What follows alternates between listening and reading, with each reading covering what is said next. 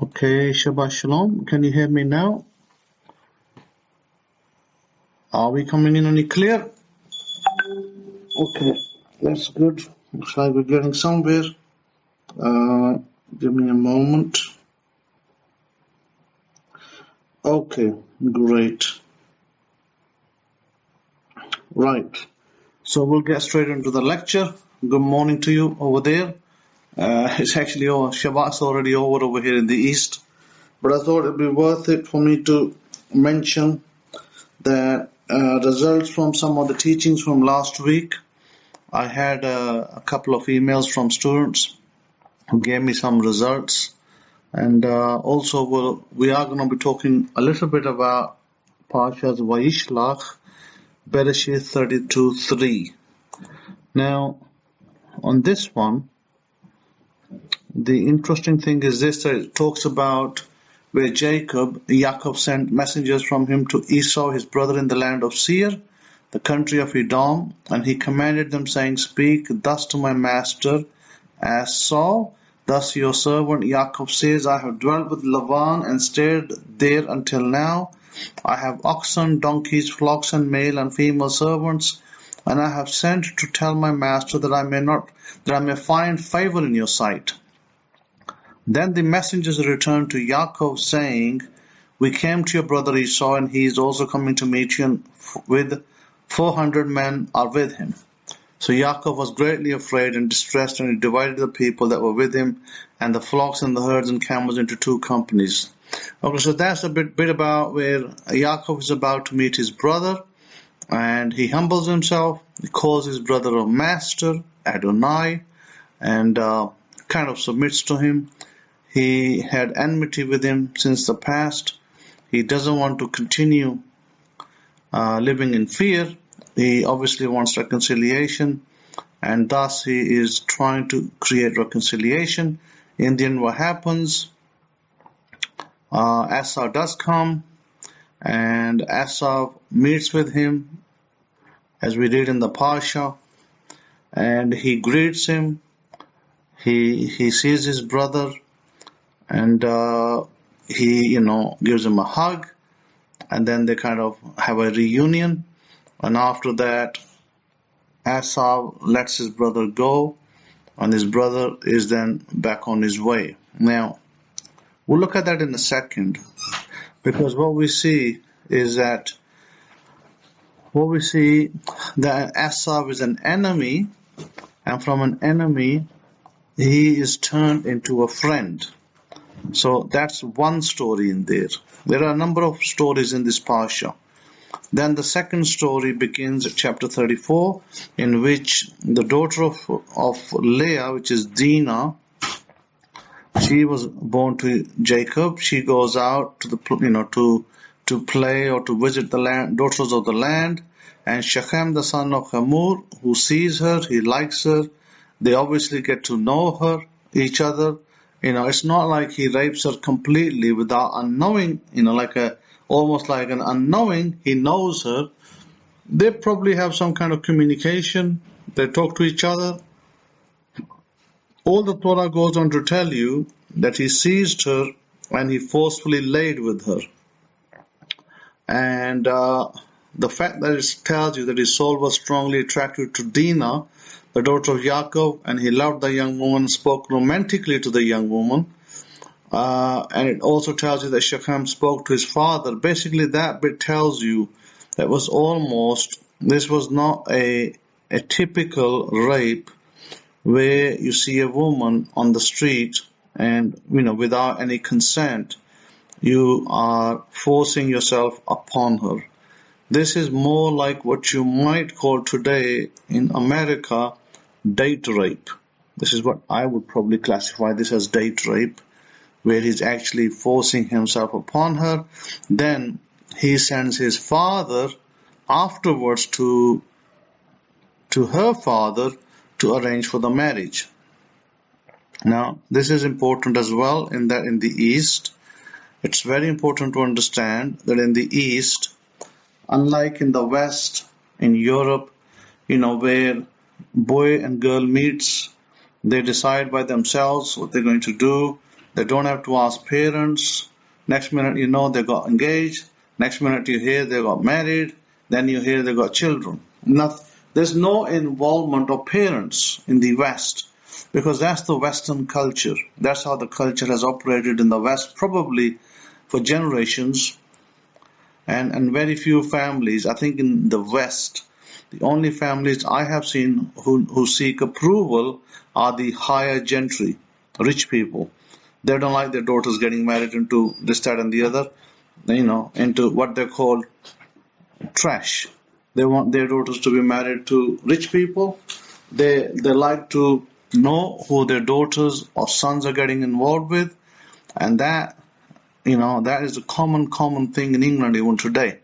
You will not find a son of a billionaire, a son of a lord, or son of a lady trying to marry a commoner, because that will just be not a yes. That'll be a no.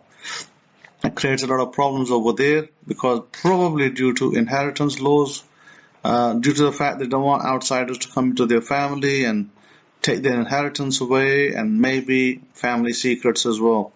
So in the East, even today, you can be a dirt poor family, but you cannot just go to somebody's, you can like some girl, but you cannot take her without the two parents meeting. In other words, the boy's family has to go to the girl's family, or vice versa. Usually the common custom is that the families go to each other's house. They first get an approval, and then the marriage takes place. Some kind of engagement and marriage. And so some kind of engagement takes place, and after the engagement, then you set the date. My goodness, I'm telling you, you could marry the most poorest girl in this country, from Pakistan here, and probably similarly in India. You will not be able to just get a girl in the street and say, hey, let's go and get married in the court. You can't do that. It's not permitted straight away. It's considered a crime in the eyes of the parent. So you can imagine what had happened with Jacob was considered a crime, because this boy, Shechem, he liked the girl. They met. He saw her in the field with some other girls. He liked her. He wanted to marry her. But because he was considered an outsider, and he was considered a man from a different tribe, he wasn't part of an extended tribe of Israel, therefore that was a definite no. Now, it might seem a strange thing to you, but I can tell you in this country, I have seen a lot worse, where if you're not from the same clan, they can even kill you if you try to marry their daughters. So, when I read that story, it's kind of like 100% resounding of the story of what happens in the this side of the world. 100% that story, where they will not allow marriage between two people that are different tribes. So therefore, other thing that happens, he forcefully, he forces himself upon her. Technically qualifies as a rape. It is a rape because she doesn't consent. And then what he's trying to do is trying to make her his wife prior to the parents giving approval, because he knows once that he does that, the daughter will be shamed, and if this gets back to the parents, they will feel ashamed, and then they might consent, because this is a different tribe. See, God had instructed Israel not to steer away from their own tribal clans. So you may understand the problems that this story presents. A lot of different problems. A lot of people can't understand this story today because they don't live in the same culture. They don't even know what the culture is. So yet this is the culture I am in today. Right now I sit in that culture, and I know that I cannot just go and like a girl in the street and say, let's go get married. Because before you know it, there'll be a dozen people surrounding me trying to kill me, because why did I take their daughter without their consent? So this is the situation that I'm living in, and I understand it 100% why in the end Jacob was a little bit lenient. He said, let them circumcise.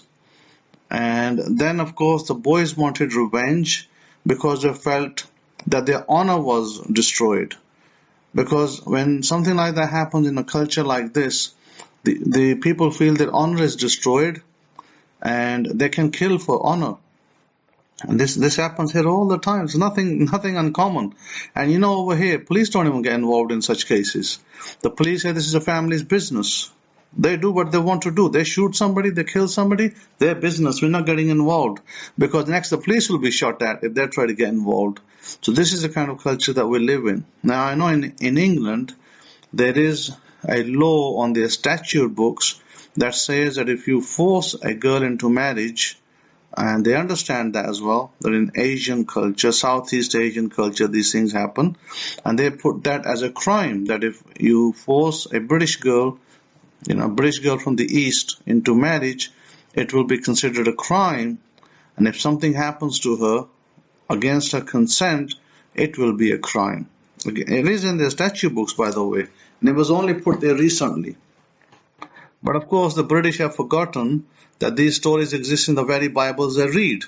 But they're ignorant of their own Bibles, that these stories happened in the past and people still live in the same culture. Most of those people that live in England, that come from India, come from Pakistan, Bangladesh, Sri Lanka, even the Arab world, they still live in that same culture. Their culture hasn't changed. It was kind of funny, at the same time sobering. And I'm not against transgender people, but this, actor that came out and said they're transgender, to me, that's nothing, today, right? Because it's their choice. It's a person's choice what they want to be. But, there was some kind of a superhero in the movie and they came out and said that, and everybody was like, okay, that's their choice and they need to live their life. But at the same time, we can see that person was really afraid that some people could attack them, to try to kill them. And so that's with the transgender. Now, can you imagine, right? We have transgender people here in Pakistan. And they're walking around on the streets and they're dressing like women. And nobody goes to kill them, by the way. Nobody does that. Here, I find it ironic. It's totally the opposite of what would happen in England and America. In England and America, you have Christians, they're rising up with their flags and they want to kill such people and they want to send them to hell. Here in Pakistan and India, they don't give two damns about it. They're like, you transgender? Great. Go live your life. I don't have a problem with you. So they don't have a problem with such people. You see how reversed the cultures are here. Here, the people don't care. If you're a transgender, you're a transgender. That's how you are. And they allow you to continue your life. People don't really care here at all. Not one little bit. Whereas in the West, you try to be a transgender, you come out in the open, and before you know it, 3 people trying to, attack you in the alley while you're walking home because they don't like what you just said.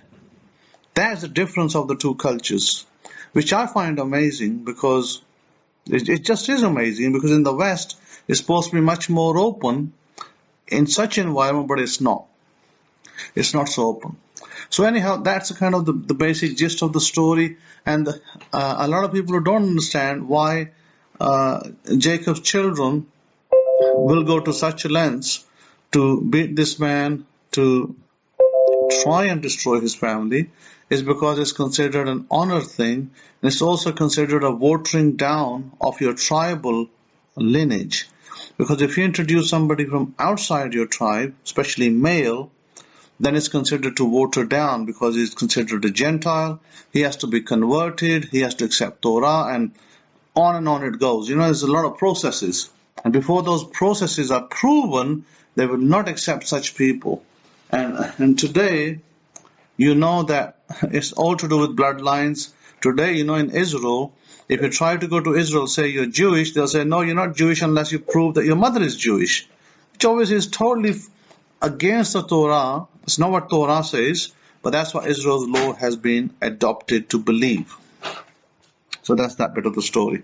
I won't get too much into it, but I understand that very from a cultural point of view. I understand it, but I don't think Western people understand that culture so much, because you see there, boy meets girl, they like each other, they get engaged by themselves, they go tell their parents. Here, it's the opposite. boy meets girl. Okay, now you got to go through the mother, the father, the uncle, the this, the that, and the third. My goodness, there's a whole scheme of things before you can even get to thinking about engagement. And there are people here who do marry, who do run away and marry. I actually witnessed a marriage this year, I believe it was earlier this year. A man in my wife's family, a young man, he eloped with a girl, and then he was in their home, in the man's home, and they were getting married. And I went over there and I said, you know what, I don't really approve of this marriage. I said, this man has run away with this girl. Her girl's parents don't know. I said, do you not understand what kind of enmity you're going to create? The girl's parents are going to hate you for the rest of their lives. They're not going to accept this. So I said, I said to the man's son, the son who was doing this, I said to that man's father, I said, look, it is your job to go to the girl's family and tell them that their daughter has run off, is going to marry this man, and at the very least you should tell them that, look, I can't do anything about it, but they have decided to get married. I wanted to make sure you get informed that you don't think that we had a part to play in this to try to destroy your reputation. But the man didn't go. He did not go, and the woman whose daughter it was apparently was related to the man. She was his sister. These were first cousins. So anyhow, he didn't listen. He didn't go, and ever since that marriage, they haven't gone back to their house. In other words, the girl's parents have refused to accept the girl and have refused to accept the boy as their legitimate son-in-law. And I think they're still in enmity, still hate each other. I'm pretty sure that the girl wants to go to meet the parents, her parents, but the parents don't want to know her, who she is. And they said, we've got nothing to do with her, don't come back, because they were informed by the court that their daughter has done a court marriage. So that's kind of things that happen over here. This is why I don't really approve such marriages. I don't approve them because they are the ones that can create huge enmities and long-run enmities, and there is a way to do them, but there is a way not to do them. And the way this man and woman did the marriage was not the way to do it, because there would have been another way to do it, but they didn't follow that protocol. So that's basically where we are with that. Now, the thing is this, that I wanted to come back to the manifesting techniques, to the Hebrew, to the power that God has given us. We have a lot of power.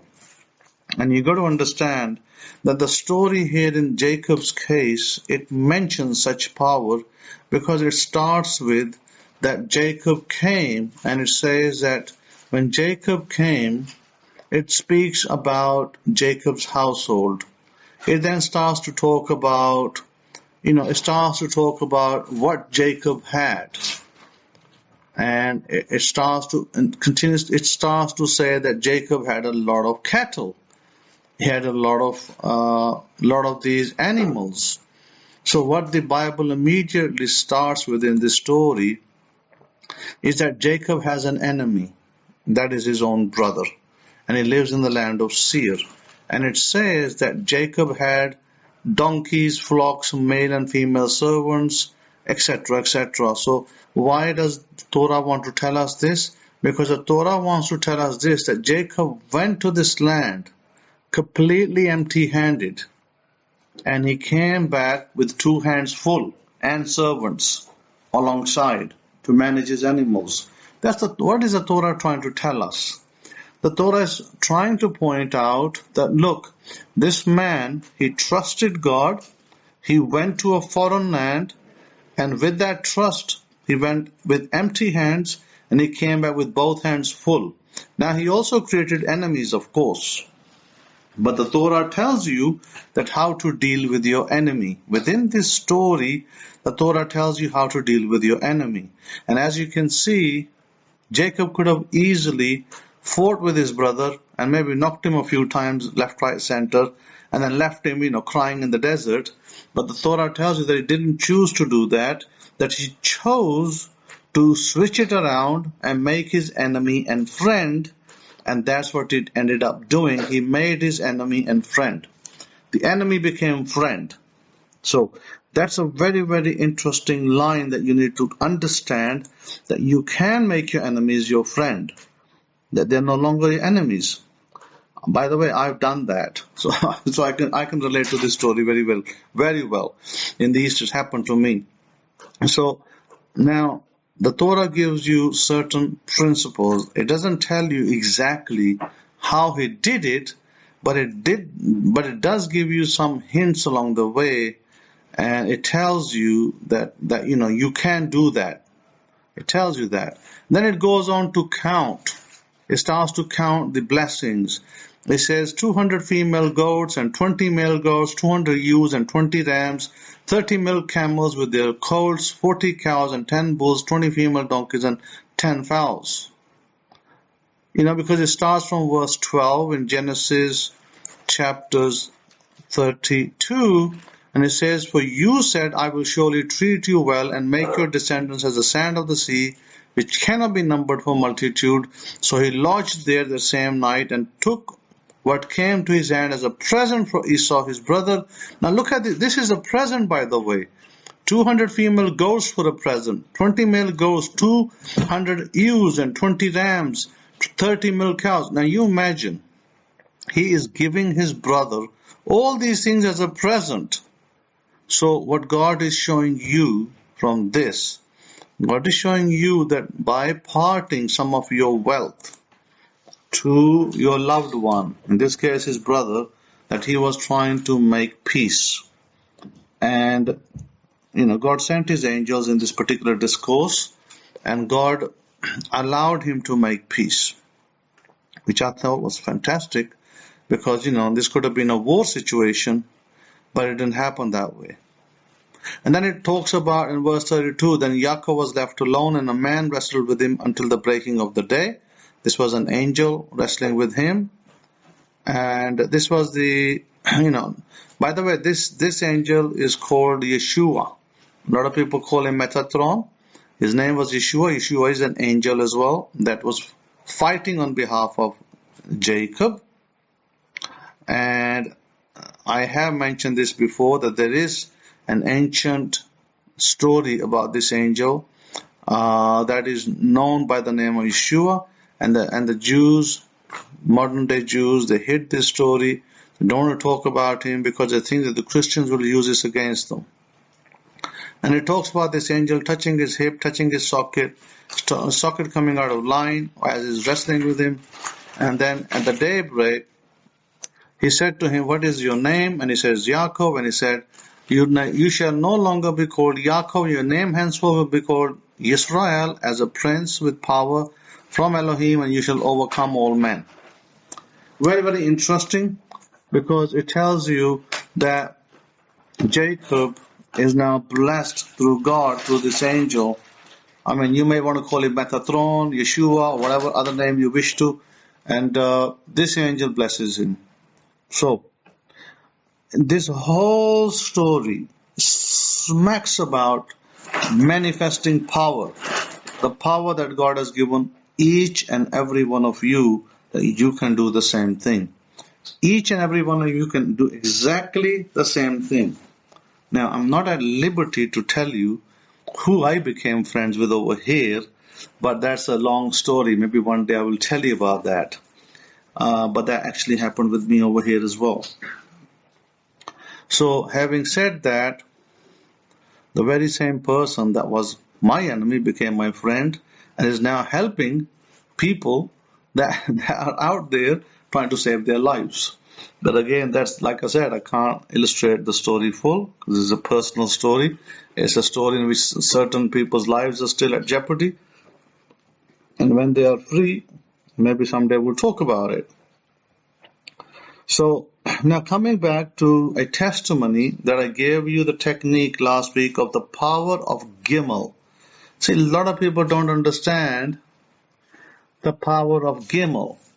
A lot of people don't understand that God created the earth, the universes, everything we see today in front of our eyes by the power of the Hebrew sounds. So when you ask me, should we stop doing the Siddur prayers? I say no, because it has the power of the sounds. Those prayers that you do,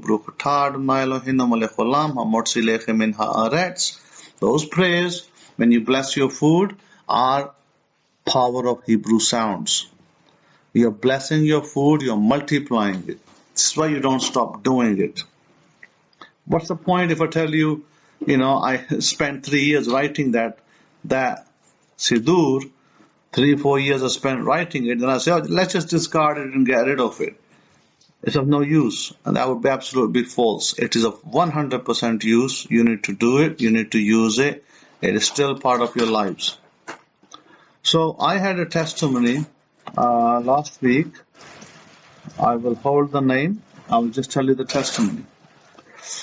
This person started to do the Gimel exercise, and he indicated that he had ordered a laptop, a Mac, that they had said will take probably more than a week. As you know, it was a very busy week, with all these sales going on and a lot of people rushing to get their things, and post was slow because of coronavirus as well going on in America. And he said after doing that for 2 days, the laptop turned up, which was meant to turn up 8-10 days later. Just popped in the door. That's the first miracle he saw. Remember I told you with this you're going to start seeing miracles. Second miracle he saw, that he said his dad was buying this ticket, like a lottery ticket for his daughter. Occasionally, it's a dollar lottery ticket. It gives you a maximum prize of $100.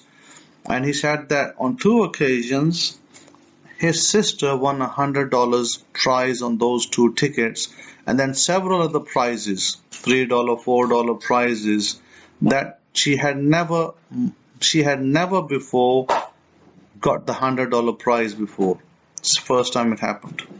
That's the second miracle that happened. The third miracle that happened, he was working for an uncle who has some company, some investment firm, free. He was working for an uncle free while moving between jobs, and the uncle announced to him that in January he is sending him a check for $5,000.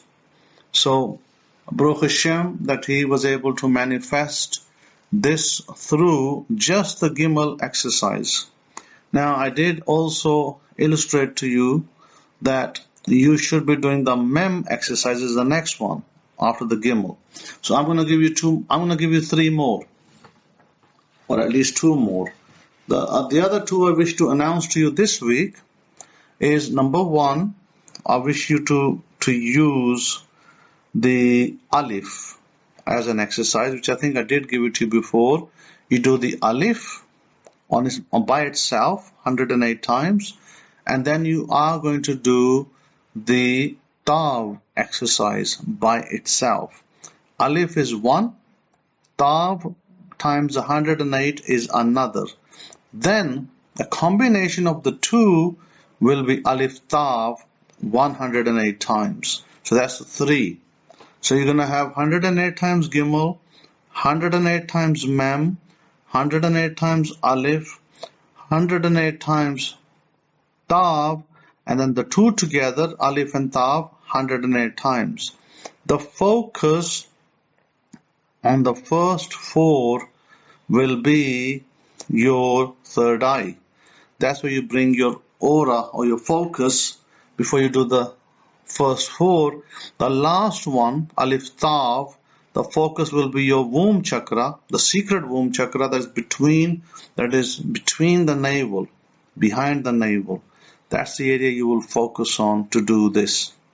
And so that's about 108 times 5, technically. These are 5 different items. You do them in the morning, you do them in the evening. This is your choice, what time you choose. I believe that in this case, my student who did the Gimel exercise chose the evening time, 11, 12, midnight, which is okay. You can choose a morning time or you can choose an evening time, even an afternoon time. As long as you're not going to be disturbed, You're going to be home. You're going to be able to do this yourself, and nobody's going to distract you. So whatever of those 3 times, but I have found, myself personally, I have found that if you do it in the morning time, and it doesn't have to be 3 o'clock in the morning. I mean, it could be later. It could be 5 o'clock in the morning, even 6 o'clock, even 7. But as long as you don't get distracted and disturbed, you can do that easily, and you can do that in the evening easily, as long as you don't get disturbed. That's very important. Important part is don't get disturbed.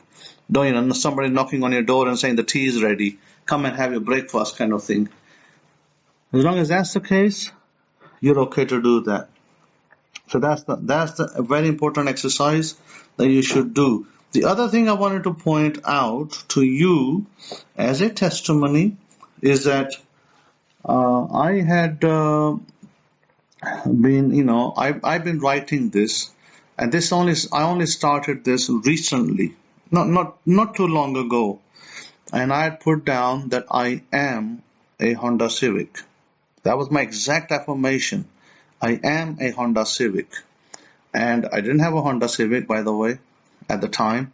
I just wanted to test this out. Is this true? Does it work? Or is it just one of those, yes, it will work and maybe it'll never work for me kind of thing. So what I like to do, I like to test things out. Do they work? Now, I came across 3 different Honda Civics that were possible purchases, but then those purchases, 1, 2, 3, those 3 purchases never happened because the people who were behind them, one turned out to be a Duff. It wasn't really a good engine. Second one that I had tested, again, the man kind of backed out. He was, dilly-dallying and decided that he didn't want to sell on the day. Third one, that happened to be, they wanted to sell the car. I was short of some money. I didn't have enough funds. This is an expensive car, by the way, over here. So I had sold one of my cars, a smaller one that I had. The original one that I purchased here, I sold that, but that hadn't given me enough funds to purchase this as a like-for-like replacement. So I was short about, give and take, I don't know, about $7,500. So what happened, I was thinking, well, I'm going to continue in the exercise. And a friend of mine over here had told me, he said, look, don't worry about it. I'll get you a loan.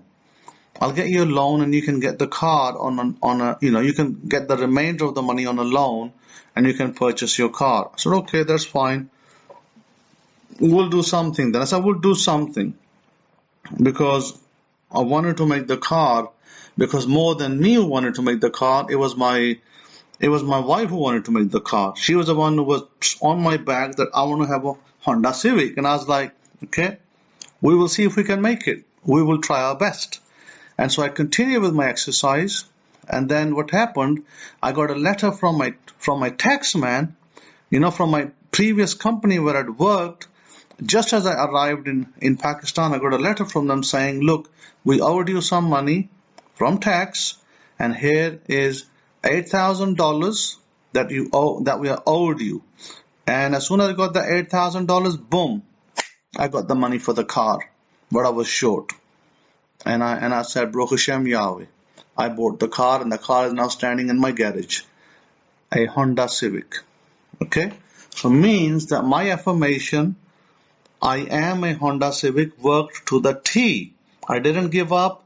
I didn't say, well, what I'm going to do with, where I'm going to bring this $8,000 from, and I got nobody else to borrow money from, etc., etc. But the universe, but God delivered the money through my previous job.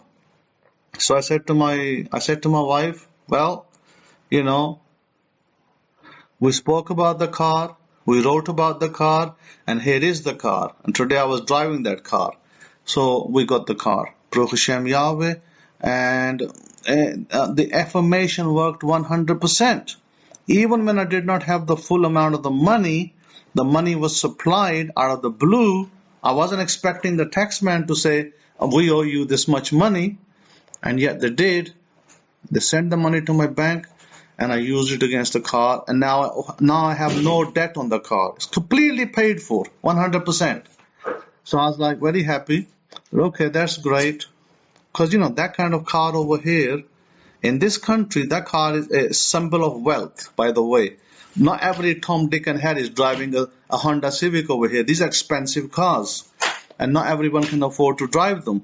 But anyhow, since my wife said she wanted it, I was quite happy with the small one, running around in the small car, but she wanted the other one, so we got the other one. Baruch Hashem for that. So you can write it down, that when you write down a car, and if you say, I am such and such car, you will get that car. You better be prepared to receive it, because the universe will make it happen for you as long as you are determined, as long as you have your firm belief in it, you will get it. Don't waver on your belief, last minute, like, well, maybe I'm not good enough, or maybe, it's too much for me. Don't do that. Don't do any of that. When you are fully in sync, then you'll get the car. So, Baruch Hashem, Yahweh for that you got, I got it, you can get it as well. So the affirmation is very simple. I am a new Honda Civic. You could do, I am a new whatever car you are, so that you have to align with the car, and then let God do the rest. God will do the rest. Now, I gave you another exercise last week, which was very, very paramount. I believe that exercise was also linked to the amount of money me receiving. It was kind of linked to that. Without that exercise, I may not have got the money to purchase the car. And that exercise was the mirror exercise I gave you. Now, some of you may have got your 2 mirrors or 1 mirror, and you reflect it onto your telephone with a self-camera, with selfie camera, or the other way, like I explained to you, you could do it with 4 mirrors. 1 mirror in front of your laptop, one that you're holding, reflecting the money you hold in your hand, the $100 note or the $50 note, or the even £20 note. And then you have 2 mirrors to the side. Now, you don't necessarily need the 2 mirrors to the side. That is just an extra. Now, a student of mine went out of the way to create 2 mirrors on the side because they wanted to create, my goodness, I think they're creating about 16 reflections. So there's so many reflections of money. It's just simply trying to create what we call abundance, reflection of abundance. So you see money in 1 mirror, 2 mirror, 3 mirror, 4 mirror, plus on your laptop screen. So you see about several reflections, and within the reflection you see reflections. So this creates the illusion of multi-dimensions, and you can count the dimensions, with 2 mirrors on the side, 1 in the front, 1 behind you. Maybe you're going to create about 14, 15 dimensions, but you don't need 4 mirrors. You could just use 2, and that would be enough to create a 5D reality, 5 dimensions. And you do that, you do the 5 dimensions. You only need to do that for 1 minute, no more. This is not like you stay there all day and your breakfast is boiling over and the tea's pot is stop making a sound. Just do it for 1 minute, and after that 1 minute you put everything down and you do the 1 minute visualization of doing a deal. And your deal in your visualization will be something to do with money, something to do with a big purchase. And by the way, that big purchase is not a car. Do not consider a car a big purchase. That big purchase needs to be big. Like you bought a $500,000 home. Maybe you bought an apartment block. Maybe you bought, 20 acres of land. That's the kind of purchase you need to make in your little visualization session. So you are communicating the information to your brain that you are not only made the purchase, but you have the money to do so. So then this sends a message to the universe, to the kingdom within, that you're lined up to receiving money, that you're lined up to make a purchase, and God will supply your needs. I guarantee it, He will supply your needs. It will come. Don't give up on it. Do it every day, diligently, in the morning and in the evening. It's only a 1 minute exercise of the mirrors and another 1 minute of exercise of the imagination. 2 minutes of your time in the morning and 2 minutes of your time in the evening. 4 minutes can change your life entirely. And you will see money start to roll in. I did this exercise only once in England, and I ended up selling my home to my sister. That's how powerful this exercise is. So I believe that you too can make much power through this. You can change your lives. You can be, reach the skies and beyond. Don't set a limit of what the universe can give you. I mean, maybe some of you might do a lottery ticket. Maybe you might do a scratch card. I have heard of a person who did this exercise in America, and he got $100,000 from a scratch card. I have heard of this, by the way. And I have also heard another person also got a batch of money. I'm not exactly sure what that batch of money was, but there are at least two people I know that did this, and they struck reasonable amounts of money that could, $100,000 is not going to change your life entirely, but $100,000 is nice to have in your bank, so you can go get some new furniture, you can get some new clothes, you can make some little investment in the stock market. It's nice, it's nice. It's not like it's not gonna give you financial freedom in an instant, but you can get financial freedom, because what if you won a $50 million lottery? What if you struck $100 million jackpot? Then yes, then they will set you in a totally different league. And by the way, those are all possibilities. Those are all possibilities. Each one of you has been given the blessing by God, because remember, a blessing is commanded on you. Children of Israel, B'nai Israel, a blessing is commanded upon you. Don't ever think that it's not for me. It is for you, and you will get something out of this. So I would encourage you to continue with that technique. There is another technique that I am working on. See, I work on several tests. While I'm doing many other things, I do different tests with different beads.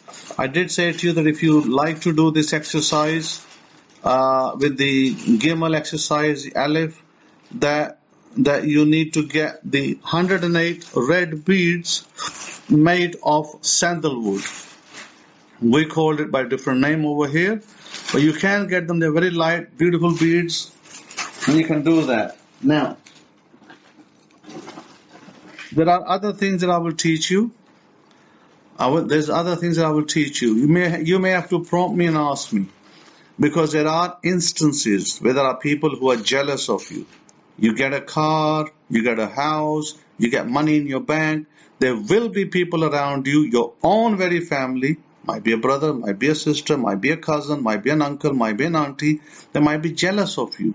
Then I think you may need to liaise with me, touch base with me through the email, through our website, African-Israel.com, or Forever-Israel.com, or Abrahamic-Faith.info. You write it to me, Shimon63@yahoo.com, and I'll be able to guide you as to how to get rid of that negativity and those, evil relatives who are trying to curse you down. There are ways and means to do that, but I'm not going to put that out in the public. However, I will tell you that I have to deal with people of my family over here, my Aisha side family. I have to deal with those kind of people here, and I have dealt with them. There are ways to deal with that as well. So because you want to keep the things that you get, you want to keep them. You want to be blessed by them. You don't want all these people around you, eyeing those things and giving you a negative eye and, giving you negative vibes and trying to be unhappy and destroy your life. That will happen, by the way. So be aware of that. And there are ways to deal with it. Like I said, for that, I'm not going to put it out in the public. You'll have to write to me if that happens to you. If you find that you have relatives who are jealous, who don't like what you are receiving, and they're unhappy about you becoming wealthy, then I will help you deal with it. Because Israel doesn't put all his things out in public. There are things that we keep within, and they are for us to deal with when time comes. So with that, I thank you for listening to me. Practice the exercises. Continue to do the exercises that you're doing within a very important time. I believe this month there's also a solar eclipse of sorts. I think it was around 14th of December or somewhere. You may want to check the calendar with the eclipses. There is an eclipse coming up, and that may be a very auspicious time for you to be doing your affirmations. One thing I found, and I have tested, and it has worked, is if you do 1,000 affirmations a day, pick an affirmation, do it 1,000 a day, and you do it for between 6 to 10 days, 6 to 10,000, you will get that thing. I have tested it. It has worked for me, and it can work for you. I mean, it might be relational, might be money related, might be something that you're stuck with, anything. It works. So that's another thing that you can look into and write it down, that if you have something that you desire to overcome, maybe you're trying to sell something, maybe you're trying to mend a relationship, maybe you're trying to, do something that you find is not working for you. You say it out 1,000 times a day on your beads, 10 beads a day, 10 beads, 10 rounds of the beads a day, times 10,000. That will do it. Yeah, the solar eclipse, I believe, is December 14th. I could be wrong. I'll double check the dates and I'll confirm it for you. If it is exactly December 14th, you can check it from that website I gave you, and I will check it and I'll put it out over here in a second. So I'm going to pass it to Rabbi Kefa and I'll let him take over. Today for listening. Have a great day, great week ahead. Shabbat shalom, shalom, shalom. Today Rabbi Kohen, again for great instruction. Welcome back to the base. Welcome back to base there in Pakistan. Baruch Hashem for that. Continue to do the necessaries that you desire for yourself and for your families over there and around the world as well. So, welcome back home. I tell you, Kohen has been traveling for sure. But today, Rabbi Oliver, vive la France, Shabbat Shalom to you all over there in France as you begin to dissipate continue to dissipate the drama that's going on over there in France and keeping the peace and keeping the air clean over there in France. Continue on. And Todah Rabbah for all of the Mishpachah and your greetings and Shabbat Shalom to all of you Mishpachah. Those of you listening via YouTube and those of you listening live as well. Hadassah, I did get your message, but sometimes in instruction, silence is golden. And so I see you have came up with a new name for yourself as well. Rabbi Bania, I did get your order as well. And we're working on that Katan order for you as well. And so just stay tuned and watch your mailbox. No, it's going that kind of order is going to take a while. These Katans are handmade with love and a lot of love and a lot of positive energy infused into them. So Baruch Hashem, we give thanks always. I think it's very, very important. I have no email, please, urgent. Okay, well, what you can do, Simha, is you can contact us via email. I don't want you, in future, don't put your number out there in public like that because some people can take advantage of that. But from our website, you have my direct number on the website. That number on the website at Forever Israel is actually my number, my cell phone number, so you can contact me there as well. Hadassah, great lesson learned there. Hakoin is saying the solar eclipse, right, is going to be, the next one's going to be on December 14th. So you can note that down. And remember the timeanddate.com, countdown to the eclipse. You can get that, download that to your, save it into whatever format you want to use so you can get to that website and keep up with these things for yourselves as well. Yes, Simha. So just, no worries there. Just, use the phone number that's on our website. That's actually my cell phone number. So you can get to me directly. Hadassah, I'm pretty sure Hadassah Grace has been a great experience for you. Because again, at the end of the day, I cannot get inside of your subconscious and say, okay, this is what's better for you, or this is what's not better for you. the whole learning process is about you learning self and having a relationship with self to find out what does self really like. What I've noted this week in my meditations and what I've seen as a student of human nature with the events that go around me is that the most productive and happy people, the most successful people, as I would consider it. You don't have email anymore? Okay. Yeah, well, that's no problem. Then I can give you my number because my number is posted out everywhere. It's all, I tell you, I get so much. 827-33907. Okay, there you go. That's it right there. No worries. So, or you can contact us that way as well. So no worries.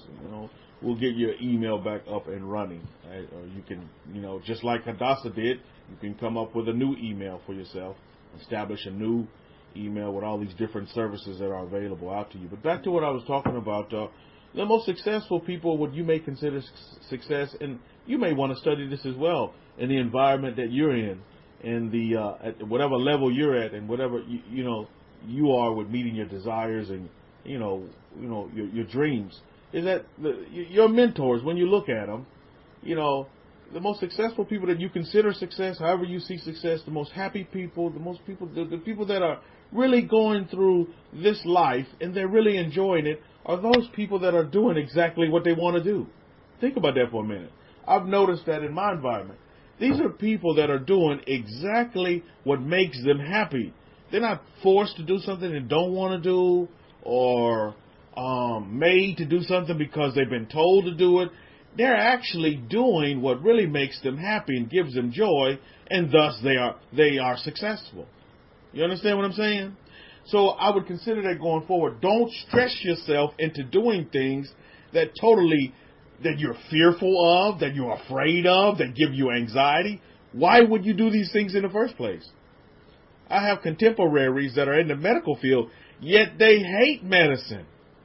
And I'm pretty sure a lot of you probably know some doctors and have some experiences with doctors or nurses that are in the field, and yet they have no bedside manner whatsoever. They talk to you like you're a piece of trash.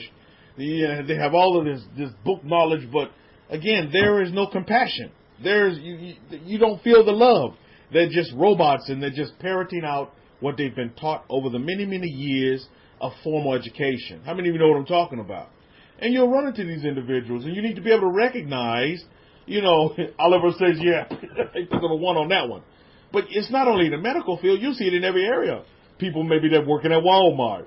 You look at them and you look at them and it's like, my goodness, have you been enslaved here? Are you in chains? Because they totally don't like what they're doing. They got this look on their face that it looks could kill you, be 7 foot under a long time ago, and things like this. So, consider this going forward. It's to make sure that and ensure that you're doing what you desire to do, and it truly does make you happy, and you're not just in it for other motivations. Because a lot of time people do things, or they subscribe to things that they don't have a motivation for, and they're totally not happy anymore. I go ahead and say in my email, in case anyone needs to connect, is Shimoun, that's SHIMOUN 63 at yahoo.com. For those of you listening via YouTube as well. So consider these things going forward, Ms. Bahar. Consider this in your environment, in the world that you're in. Do truly do what makes you happy. Get in a career or a field that's going to make you happy. If it makes you happy to serve other people, my goodness, the service of others, we're Israel. That's what we do. And in servicing others, we're raised and we're lifted up. What a great motivation is to serve other people, to be of service to others, thus getting served as well. But more importantly, the first thing that you must do, and we must all consider doing, is servicing ourselves. And for a lot of us, we've been neglecting ourselves for a very long time, and we haven't serviced self. Hadassah, Grace, you've had a great lesson this week in servicing yourself and thinking about, well, what's good for myself, opposed to what's good for me based on somebody else's interpretation. You see what I'm saying? So this is why, Hadassah, your lesson this week was powerful, The lesson of me giving you silence was powerful because you was able to adopt a Hadassah grace instead of a Hadassah hope. You did that. That come from your loins, Baruch Hashem. And that's beautiful. Because the relationship with self is one that is very, very important for the children of Israel to establish. You want to establish families. The first family you need to consider is the family of yourself, of your subconscious and of yourself. To really build that family up and understand what your likes and dislikes, what you favor and what you really don't favor. And then they can continue to navigate in this journey of life to those areas that, do bring you joy, peace, love, and happiness at the end of the day. It's not about a religion. It's about a way, how you're going to live this life and the way you're going to do that as you go through this life this time, as you go through it, as you sojourn through it. And not being dictated by, let me get the opinion of others and then I can formulate my own decision. No, you find out what's the opinion of yourself. What do you desire for yourself? What makes you happy? Others won't know that, but self will. What gives you joy? Where is that place of peace for you? And believe it or not, all of humanity is desiring peace at the end of the day for themselves. You see? All of humanity is desiring a form of peace. And, now your form of peace may not be my form of peace. But again, at the end of the day, everybody's desiring peace and love and happiness. Who on this earth does not want to be happy in some way, shape, form, or fashion? But at the same time, they can't find that because their lives are so muddled with, and just so caked up with, this makes me unhappy.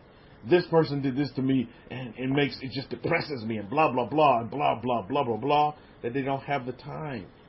They don't take the precious experiences of life and enjoy those things, but they focus on all the negativity that's around them. And then they begin to, a lot of the periods of their life are used up with creating these fictitious stories that never even happen. But these stories, they think about them all the time in the negative. This person can do this to me, and this person has hurt me, so I'm thinking. And so they project out going forward. They project out a future of unlimited failures, unlimited unhappiness. And it shouldn't be that way. Should not be that way. The creator of all things, power, source energy, God, whatever title you want to put on powers, has created you to do great things. It has infused in you, covenants that are chock-a-block full of success, full of unlimited abundance, infinite abundance. If you desire to grab hold. And a lot of folks, they have the keys to the kingdom, meaning the Bible. They have it, but they just don't know which key to turn or how to unlock the door with a particular key that's going to unlock that door to whatever the door of their desire. That'd be the title of a good book, right? The door of your desire. And being able to unlock that key to the door of your desire, the door of your dream. What's your dream right now, Mishpachah?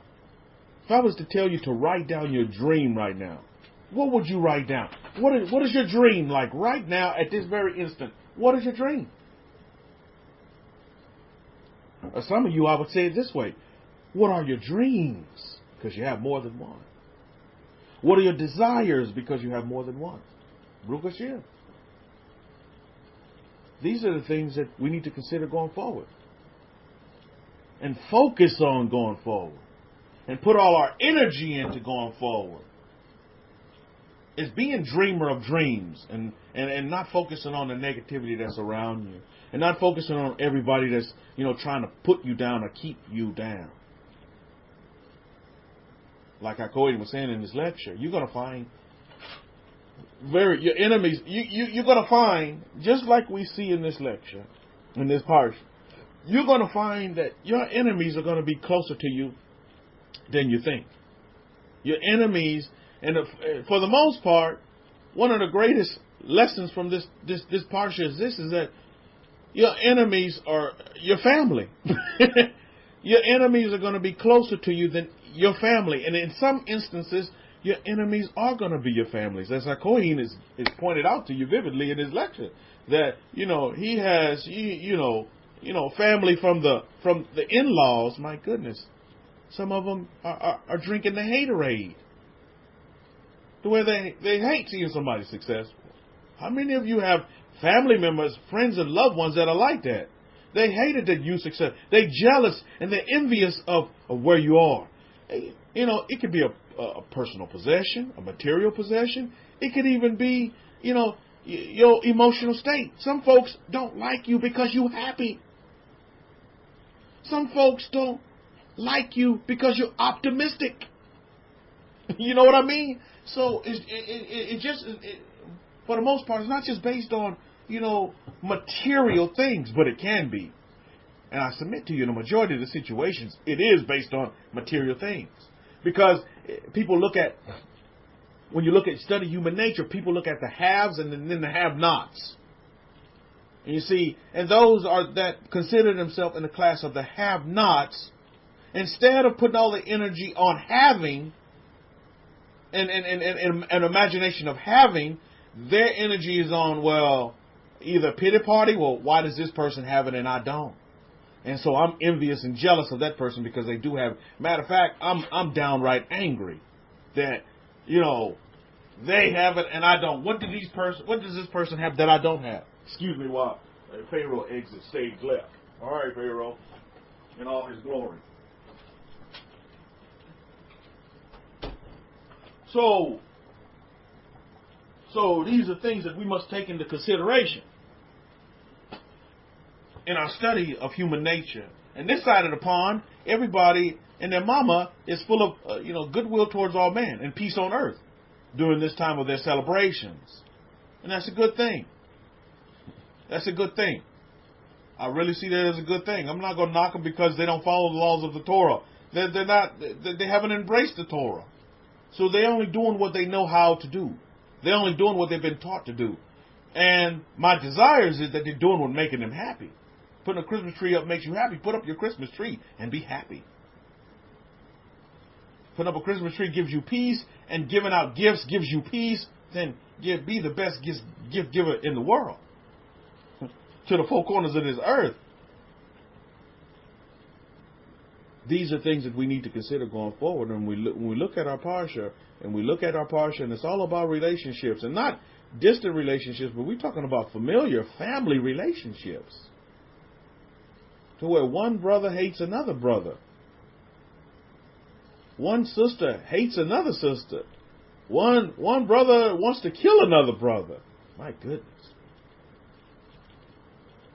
With the mindset and the conditioning in the West, could you ever imagine in your thought process that you would want to kill your brother over an event? Even if your brother did steal from you, would you want to kill him? I mean, think about that for a minute. But from what Hakohen is telling me, in the East, it can get that way. It can get that thick within the families, to where even law enforcement don't get involved because, like he said, it's a family affair. So the weight on a family, I would submit to you, the weight on the family is much higher in the East than it is in the West. Family relations, they hold a higher level of respect when it comes to even the governments. That's a good thing. I see it in China too as well. Family relations they're held up really, really high. Not down low, but really, really high. So we see it even in the Far East as well. Is that when you look at the families, now here in the West, for the most part, the family structure has been decimated, I would submit to you. Really has. Because a lot of these families in the West, right, they're brought up in what we would consider, what they consider broken home type situations. How many of you in this room have, in your bringing up, in your upbringing, were brought up with your biological mother and your biological father? Put up a capital B. Throughout the whole of your upbringing, until you left the house, until you left the nest. Put up a capital B if you were brought up, you were raised with your biological mother and your biological father. Put up a capital B. Anybody in this room? Okay, Oliver. Tada for that, Oliver. Anybody else? Okay, Yahudi. Tada for that, Eddies. Tada for that, Eddies. We have 3. We have a total of 18 people in the room right now for perspective.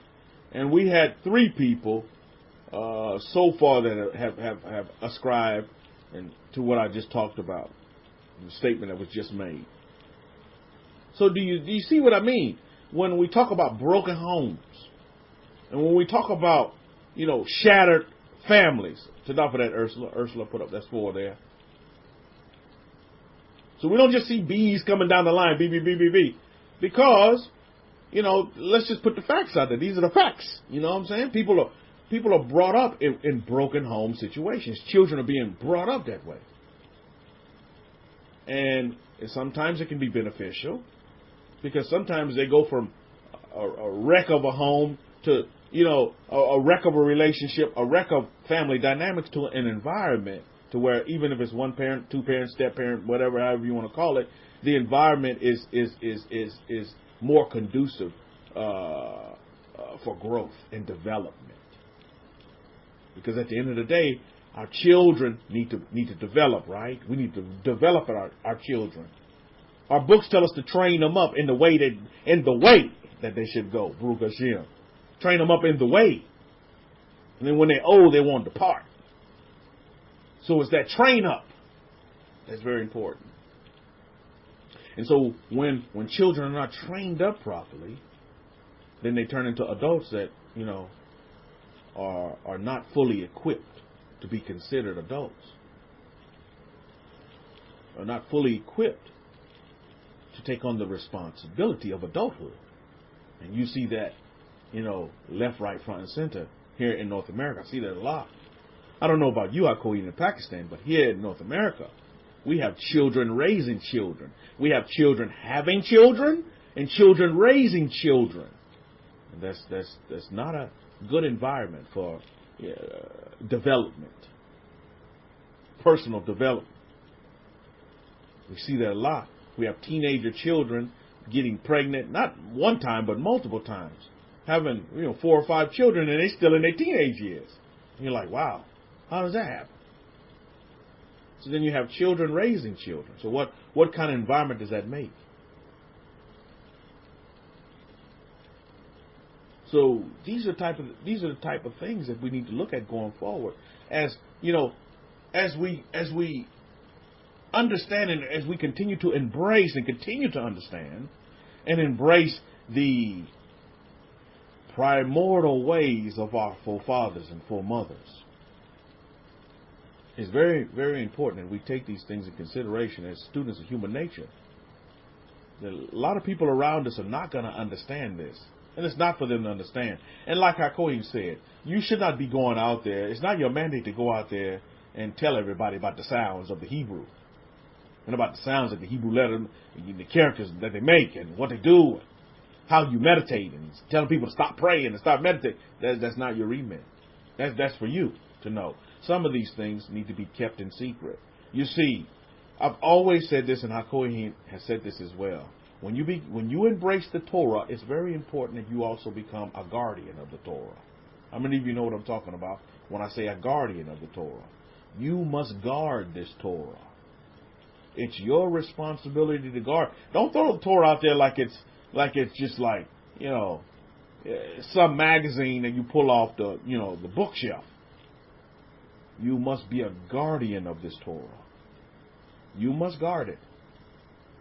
Guard it from being utilized in unfit ways. And this is what our Kohen is teaching us. The responsibilities of this Torah.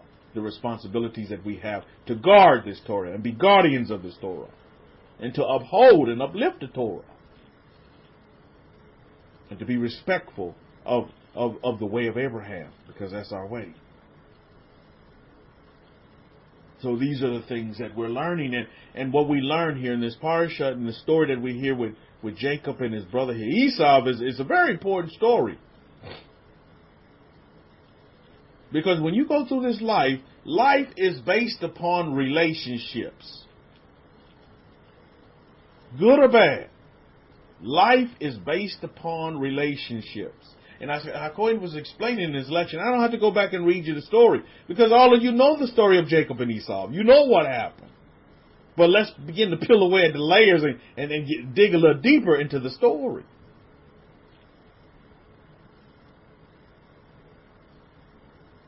Because, what we need to see here is this, is that, relationships,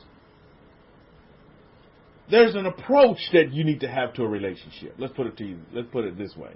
There's a particular type of approach to every relationship that can make you successful, and you come out on top in every relationship. And Hakohen kept talking about this in his lecture, how, these guys could have killed each other. Well, Jacob being a lot stronger, he could have done some damage to Esau and left him crying with his underoos in a wad. But he did. How did he come? As an ambassador of what? Of peace. As an ambassador of love. And he came as a giver. And I was going to write the statement in, but I said, I'll just save it for the lecture. Is this statement here. Is that Jacob came with the honey in the relationship and not the vinegar. How many of you know what I'm talking about? And this is one of the key things to any relationship. Even those people that are out to get you. Remember this. Keep this in the back of your mind. Always come with the honey. Come with the sweetener. Come with the taste good. How many of you like to eat honey? Come with the taste good. Come with the sweetener. Come with the... What color is honey, by the way? Can anybody tell me what's the color of honey? Man, honey, it looks golden, doesn't it? Right? You look at honey, especially some of that gold. It's golden in the Lion Princess. It's golden. Come. That's how you need to come with. Especially, Grandma used to always say how you kill them with kindness. Some folks, you need to just kill them with kindness. Others, you can kill them with silence. You just don't say anything. Silence of the lambs. You just quiet and you just let it go. But I guarantee you've all had experiences in your relations to where you didn't come with the honey. Actually, you came with the vinegar. And coming with the vinegar, what did it do? All it did was escalate, right? It was like putting fuel on fire. You just made that bonfire a forest fire. Because your whole intent was to one up. Oh, you got this one for me? One will come back. I'm going to come back at you like this. I'm going to come back at you even stronger. You talk about my mama, I'm going to talk about your mama and your daddy. And your unborn child. You know what I mean? So it's like that. And all of you know in your experiences that's not effective, is it? It didn't work out too well for you, did it? And so you go from one exhalation to a higher exhalation, and before you know it, the whole relationship is uncontrollable.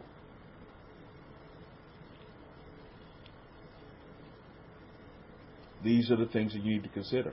Is always come with the honey, no matter what. People may call you names. I'm telling you, they're going to call you all kind of names.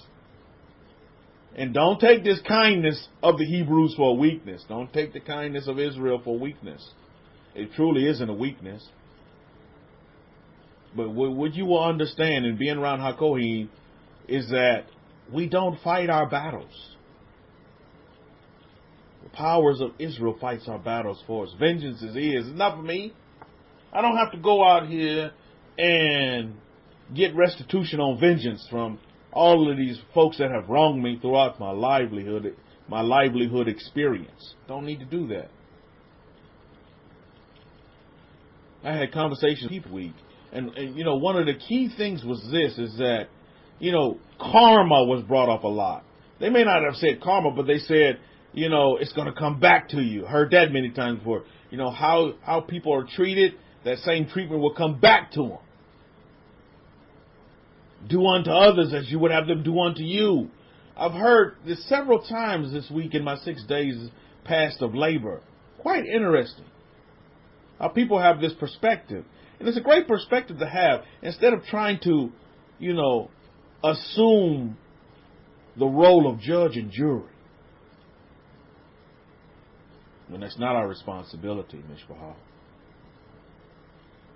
Our responsibility is to ourselves.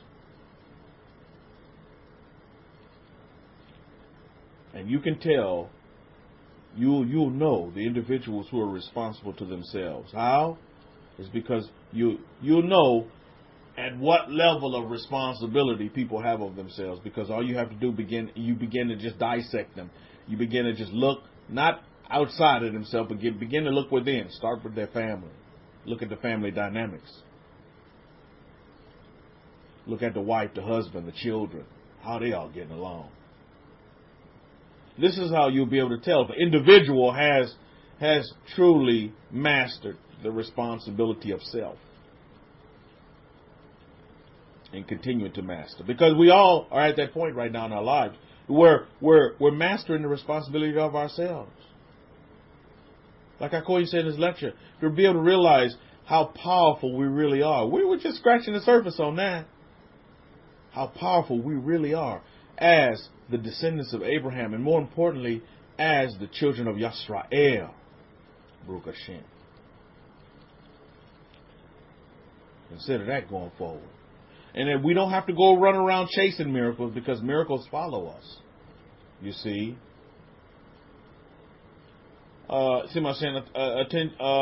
only not another method. Today is the only time to connect. Please call. Okay. All right, Simha. Will do. Let me write this one down real quick, Simha. Okay, Simha, I think I have you down. I have your number down right here. Simha lives in the valley, but she's on top of the mountain. Baruch Hashem. There we go. Got it. Yeah, Simha's in the valley, but she lives on top of the mountain. Baruch Hashem. Okay, Simha, I have you down. All right, great. Baruch Hashem. So we give thanks. So we must consider these things going forward. When we look at the sibling so-called rivalry, a lot of these things that we do to ourselves, we do to ourselves. Now, the thing that I want to talk about today that I find very, very interesting, and it has really caught my inner self, is the idea of flight. How many of you in this room want to fly? How many of you in this room, you're flying right now, Baruch Hashem? How many of you in this room want to fly? That's a question, right? That's a question and a half. How many of you in this room want to fly? How many of you in this room are in flight right now? You're like, man, I'm flying, and I'm flying high. I'm flying like the eagles. That's the song, right? Fly like the eagles. Well, think about this for a minute. How many of you in this room, you want to fly? There's another song, I believe I can fly. But how many of you in this room, you want to fly? You want to fly. You literally say, Rabbi, I want to fly. I want to fly. I'm flying right now, Rabbi. I'm on cloud 9 right now. I'm flying. I'm flying high. I'm flying like an eagle, Baruch Hashem. When you look at your affirmations, when you look at your journaling and what you're scripting, you see, consider each one of these events as a flight for you, because each one of those things in your journal, each one of those things that you're scripting, you wanted to take flight, don't you? Don't you want to just be able to, you wanted to go from that pen to paper, from the black and white, and you wanted to take flight and become what? Become real and manifest itself to you in a physical presentation. Or maybe, depending on what you're scripting, even a spiritual manifestation as well. But you want that thing to go from what you're writing in ink or in lead if you're writing in pencil to take flight and become real and make it reality and make it tangible, right? So it has to take flight. So when I ask you if you want to fly, maybe now you'll have a more of a idea of where we're going with this flight. You see, Simha wants a conversation. She wrote down her phone number, so she just don't want her number to stay there. She wants that number to take flight to where it'll open up a mode of communication. Everything in my life I want to fly. And I want it to fly high. Because I understand it's already promised to me that I'm the head and not the tail. I'm not low, I am high. The highest part on your body is your head, unless you raise your arms in the air. But the highest part on your body, when you're standing up, is your head. Think about that for a minute. Little anatomy and physiology there real quick. But the highest part, it's not rocket science here, Mishpahah. But the highest part on your body is your head. Now, let's get into this. This is the meat and potatoes of flight. Because, let me ask you this question first. How many of you know anything about flying? Anybody know anything about flying? And if you do know anything about flying, what do you know when we look at, flight? The ideal of flight. To be free to fly. Our Kohen is equipping the children of Israel. He's equipping us with the tools to freely be able to fly. Whatever you desire for yourself, whatever you dream of, you're free to be able to fly. Yael 110 says altitude and lift. That sounds like somebody that wants to be a pilot right there. Altitude and lift. This sounds like right out of the textbooks of learning how to fly.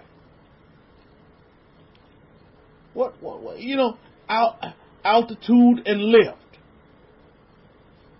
That's very important, Yael woman of the tent, in flight. And it truly is important in your flight as well. Yael woman of the tent mentioned lift. That's important. When you're affirming and you're journaling and you're scripting, imagine yourself as a plane that's just like sitting. It's getting ready to taxi. It's like getting ready to leave, but right now it's parked and it's loading up passengers. That's scripting.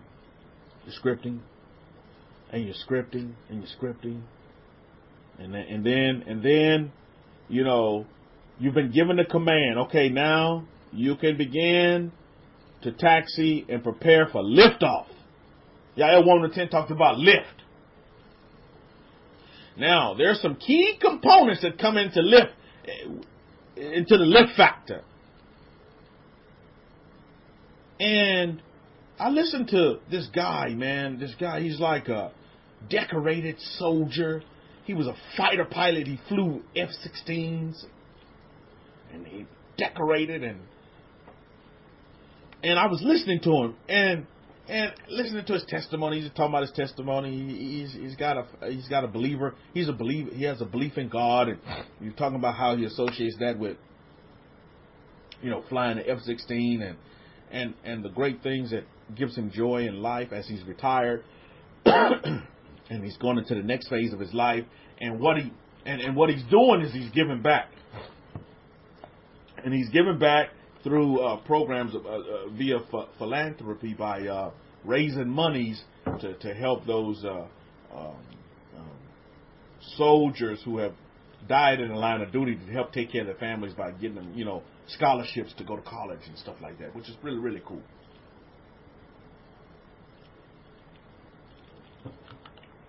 So he talked about, flying the F-16 and what it takes and the skill set and all that. It goes in all that.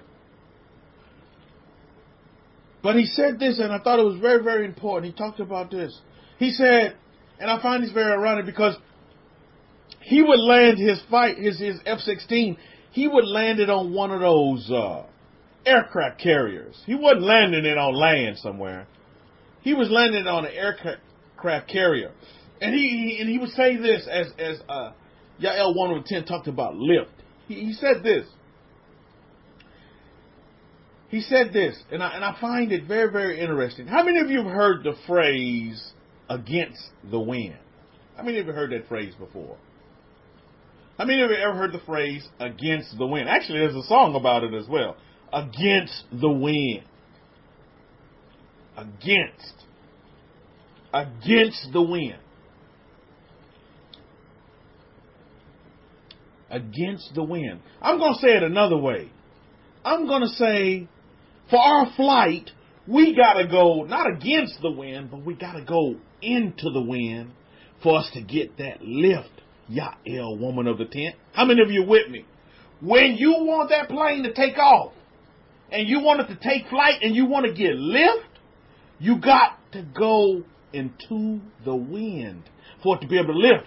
And this fighter pilot, he was talking about that same thing. He said, man, look, for my F-16 to get off the ground, we had to go into the wind or against the wind to get that flight and for us to take our boom and be up in the air at a high altitude.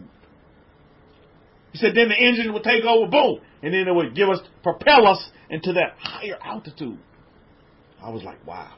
Flying is awesome, isn't it?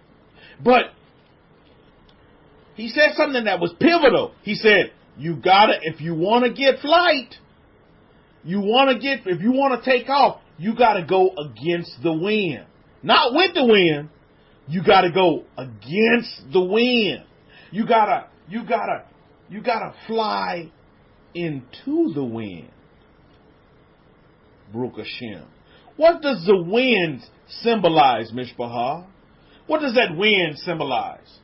That wind symbolizes, you know what it symbolizes? Symbolizes resistance. Resistance. All of our patriarchs, from our foremothers to our forefathers, faced resistance. Resistance. And with this resistance, they were able to take flight to high altitudes. But it just depends on how you handle the resistance. I submit to you this day, to see resistance, some folks may say the antagonistic side. Other folks may call it the haters out there or whatever. Anything that's coming against you, stumbling block, you utilize and you see resistance as fuel for you to lift. For you to lift and take off. You got to have resistance. So, to be successful in life, however you see success, you must be able to face resistance and go into resistance so that you can take off.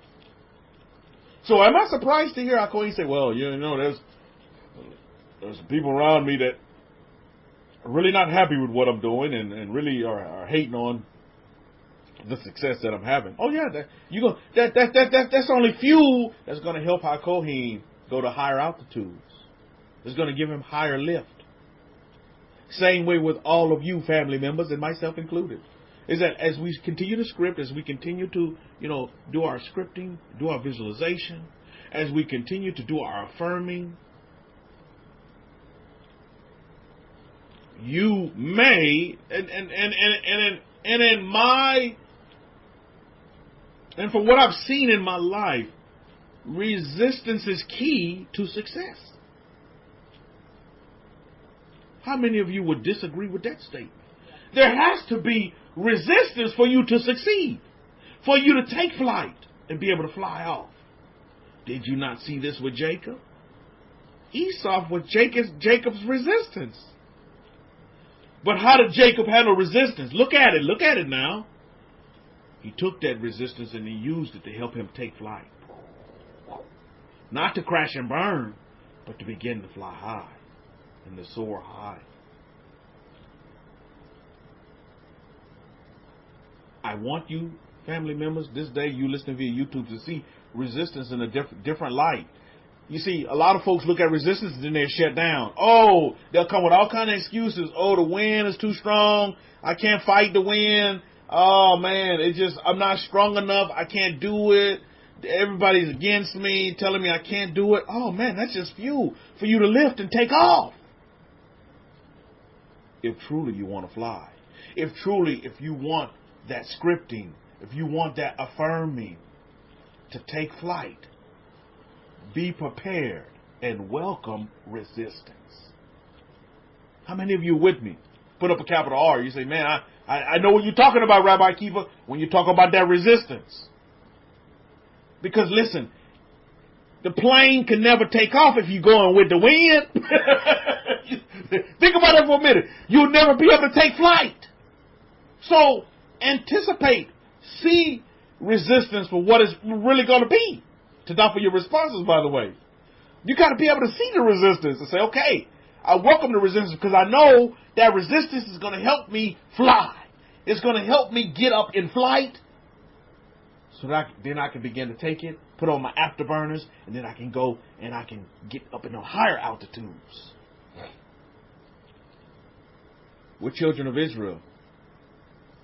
We are the family of Jacob. We don't fly low, we fly high. So you see it with Jacob as well. And you see the Torah explained in the story where he talked about, hey man, Jacob said it several times. He said, I fear, I fear, I fear. Yet he still took flight. It may be fearful, maybe a little bit scary. You may be doing some things a little bit different, and most people maybe even what we call demonic, or you doing some kind of witchcraft and blah, blah, blah. You see, because most of the time, it's not other people that you're fighting with. It's yourself. It's that mind, it's that ego that's trying to tell you, oh man, you're on the wrong track when you're just sure shooting on the right road. Because it's going to come to you. That's that resistance. See, resistance can take many forms. Resistance can come in many, many different forms, Mishpahah. Many, many different forms. So, I'm encouraging you this day and instructing you this day is to be able to recognize resistance. Because that's how you're going to take flight.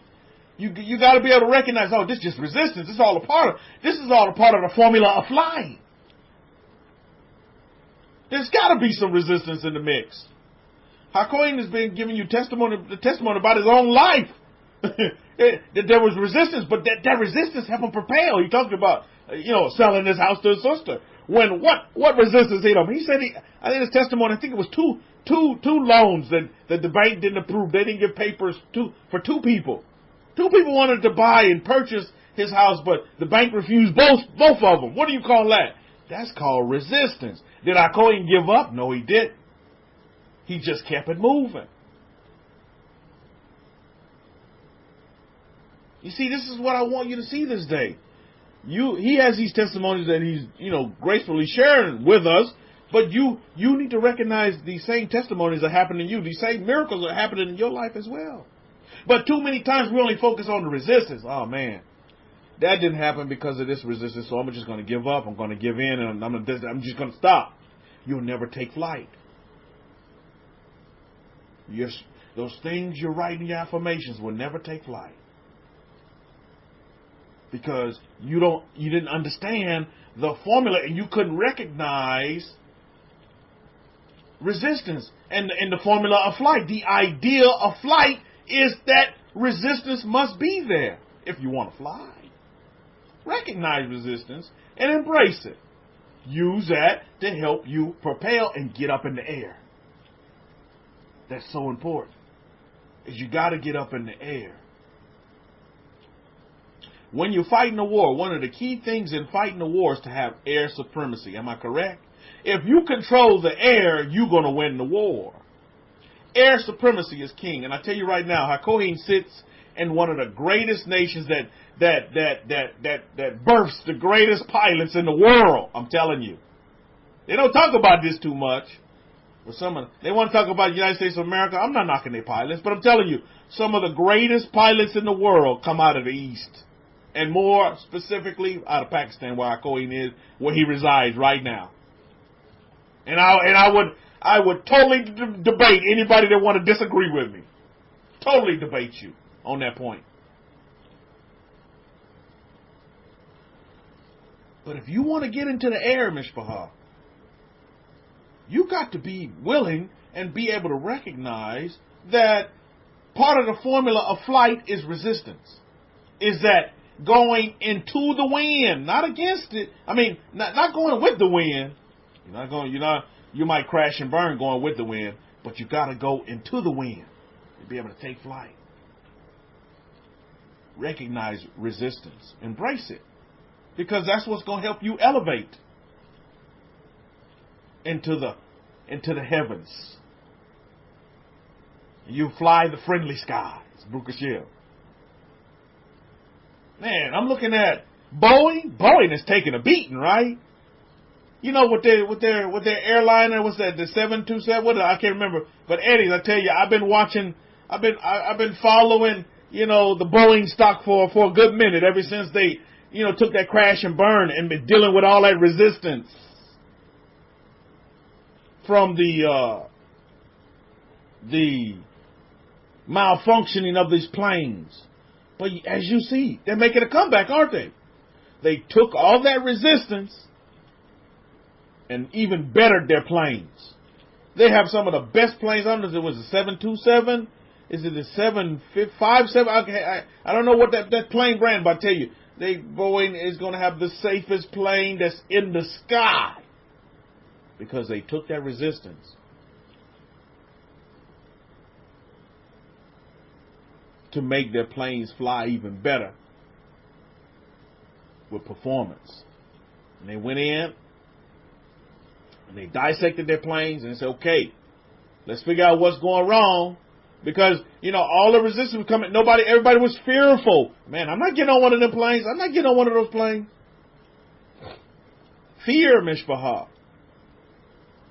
Fear.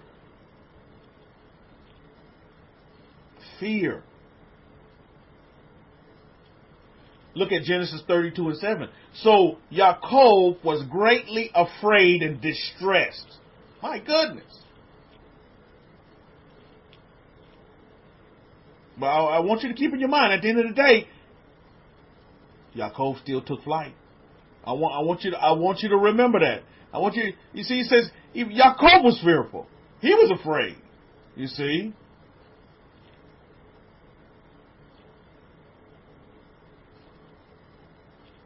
But what did he do? Did he shut down and say, nope?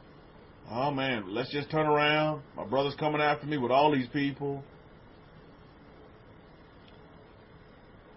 He continued to plan. He continued to script. Let's read it. Genesis 32 and 7. So Yaakov was greatly afraid and distressed. Again, I read from the Abrahamic-Faith Bible, the Hidden Truth He Breaks Scrolls. If you don't have this Bible, please get it. You can purchase it on Amazon. Those of you listening via YouTube, great edition. And he divided the people that were with him, and the flocks, and the herds, and the camels, into two companies. Look at verse 8. And he said, if Esau comes to one company and attacks it, then the other company which is left will escape. See, he's planning, still planning. He's not letting that fear totally, take him out of his game, take him off of his game, but he's planning. Well, who is he planning for? He's thinking about his family, Mishpah. Planning for his family. Isn't that beautiful? Planning for his family. So he's planning. He's okay. All right, I'm a little worried here. No, the Torah says he's greatly afraid and distressed in verse 7. Look at verse 9. And then what does he do? He goes right into his meditations, Mishpah. Genesis 32 and 9. Then Yaakov said, O Elohim of my father Abraham and Elohim of my father Yitzhak, Yahweh, who said to me, return to your country and to your mishpahah and to your family, and I will deal with you. Now, what is he doing here? What is he doing here? He's affirming exactly what he was told to do by the powers of Israel.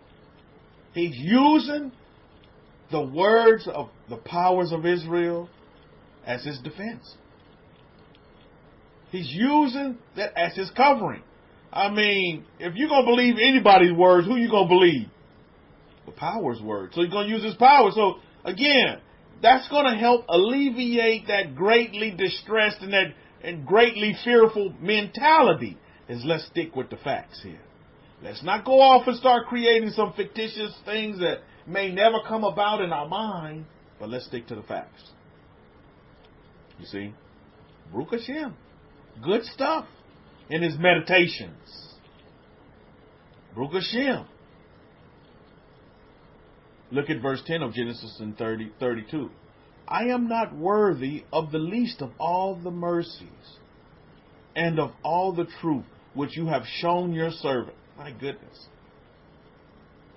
Staying happy and staying humble.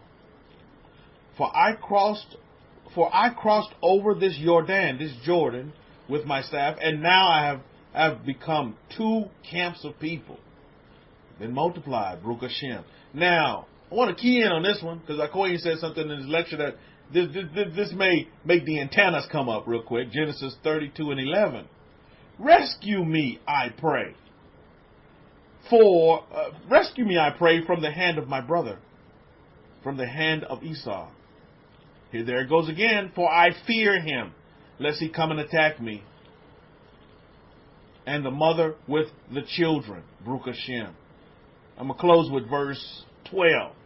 For he said, I will surely treat you well for you said, not he, for you said. Again, always, in your meditations, always use the covenants. Use the covenants as your weapon. It's your greatest tool. As you litigate, to take flight, whatever you want to take flight, is that you use the covenants. That's your greatest weapon. That is our greatest weapon, Mishpah, is the covenants.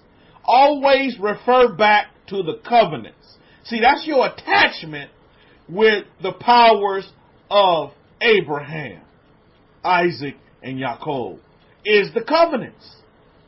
That's the glue.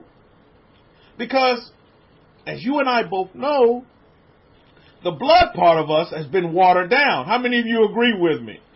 Our bloodline has been diluted when we look at our bloodline because we've been mixed into the nations, right?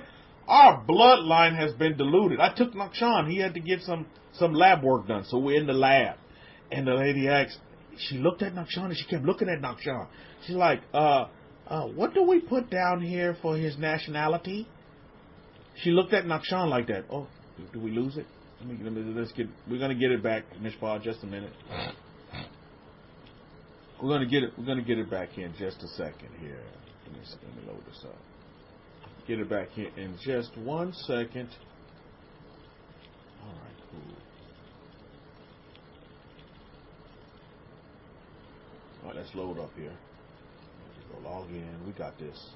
We'll get it back here in just a second. Right, righto.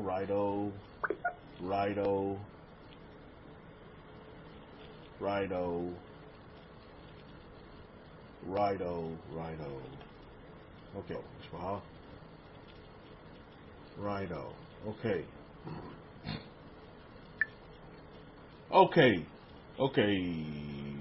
Let's do it. Okay, I should be back up and running. A little bit of resistance there, but didn't stop nothing, right? That's what happens sometime on Power Talk. You can be a little bit resistant, but we're gonna keep flying, right? So as I was saying, I took Nakshan to get some lab work done on Friday, and the woman in the lab was like, well, what do I put down here? Because she kept looking at Nakshan, and I don't know, she didn't want to be offensive in any kind of way, and she looked at Nakshan and she said, well, what should I put down for his nationality? I said, you should put down that he is Jewish. He is Jewish and he's Chinese. She said, huh? I said, yeah, that's what he is. He's Jewish and he's Chinese. And she put it down.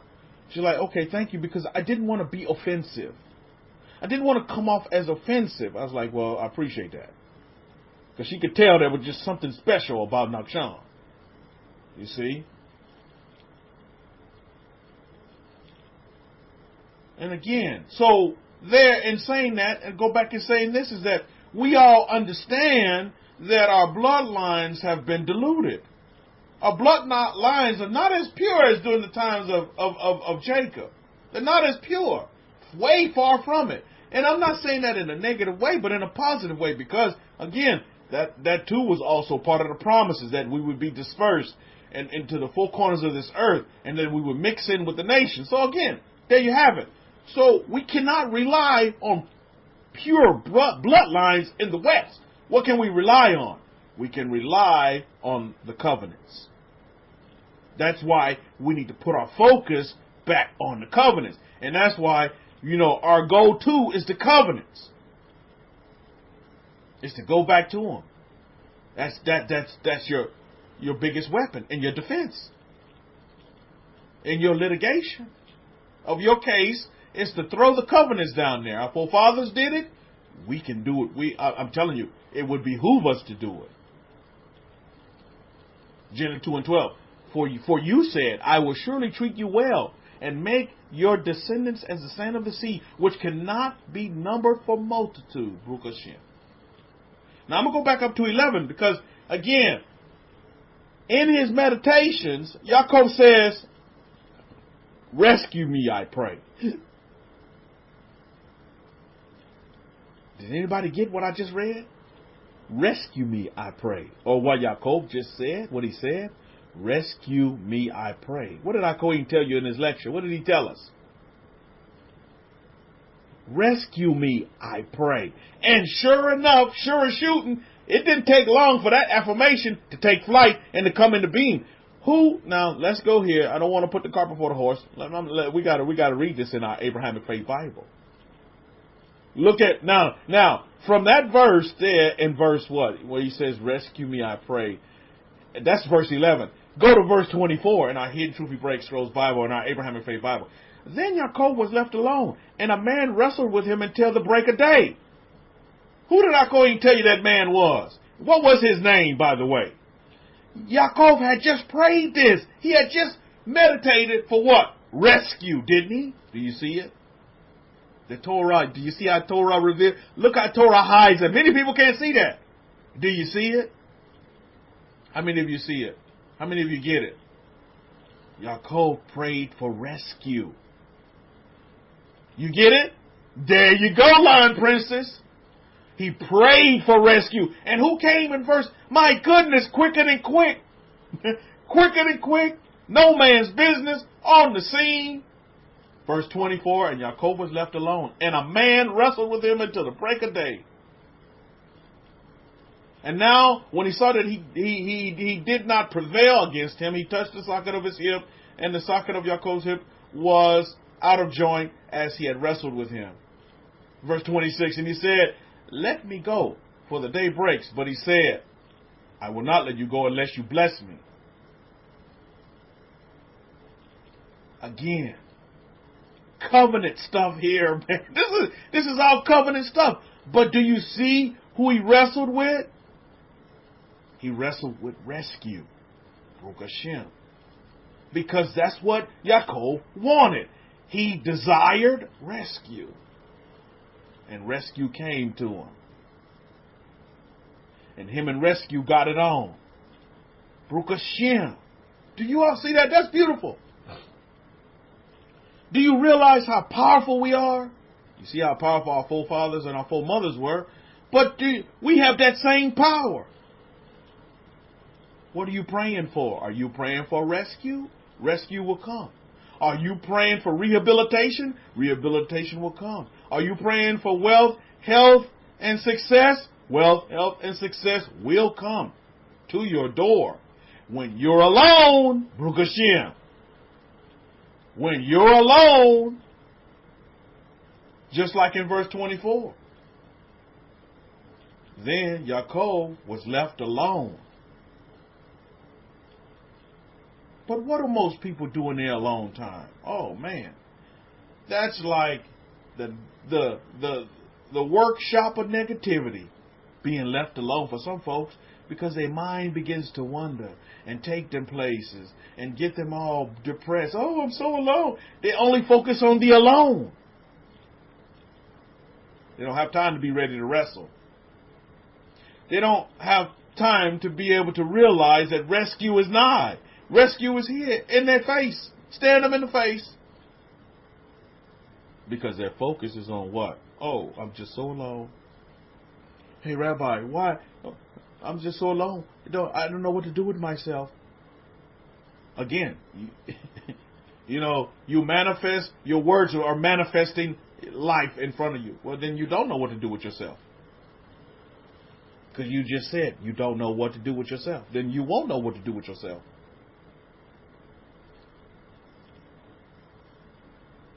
Yaakov prayed for rescue, and rescue came. You cannot, you can script this.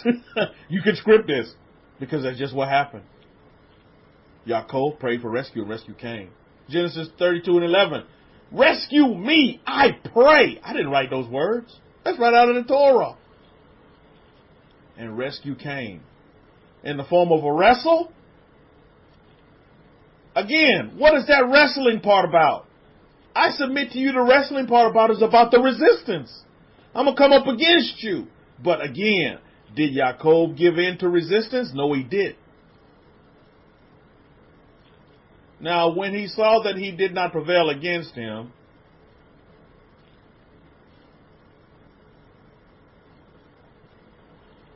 verse 26, and he said, let me go, for the day breaks. But he said, I would not let you go. He didn't relent. He didn't give in to resistance. This is the resistance that's going to help him take flight.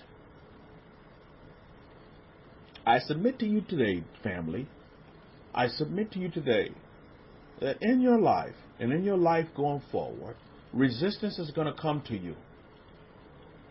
It may come to you when you're alone or when you're around a whole bunch of people. But my desire for you this day is I want you to be able to recognize the resistance and see the resistance as all a part of the formula for you to be able to take flight. For your affirmation, for, your situation, whatever you're scripting for yourself to be able to take flight. It's all part and parcel of the laws of the universe. You know when people fail? When they go into any kind of situation, any kind of thing, and they just want to go with the wind. That's how you fail. You must go into the wind.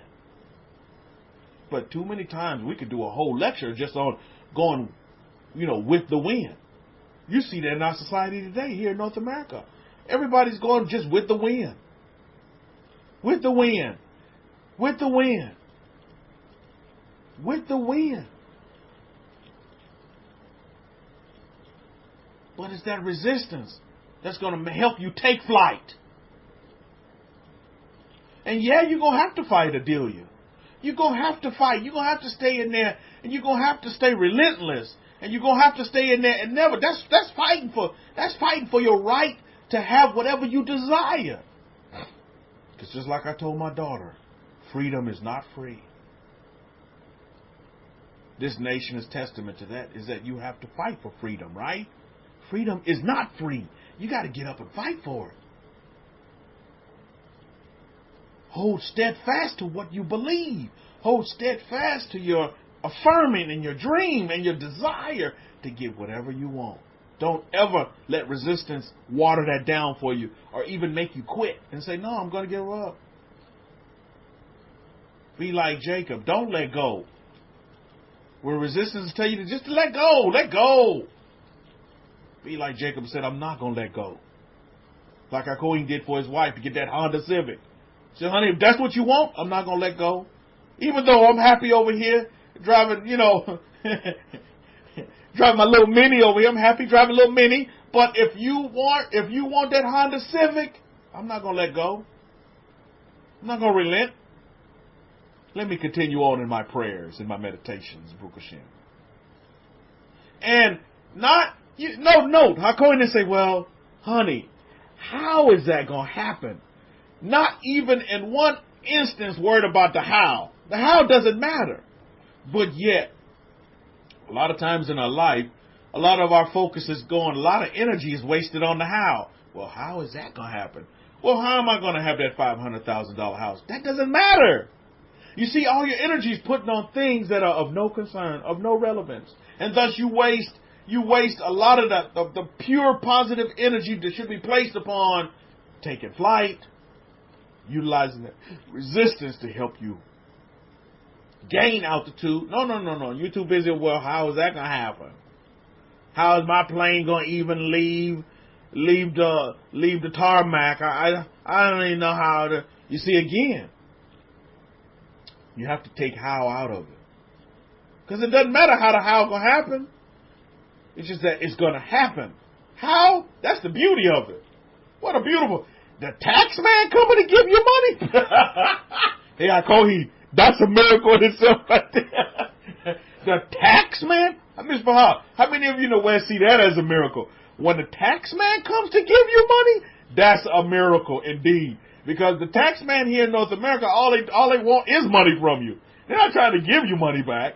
And when they do want to give you money back, my goodness, it takes them years to get it to you. Opposed to when you owe them money, you better meet their deadline. You know what I mean? So, my God, that's a miracle in itself.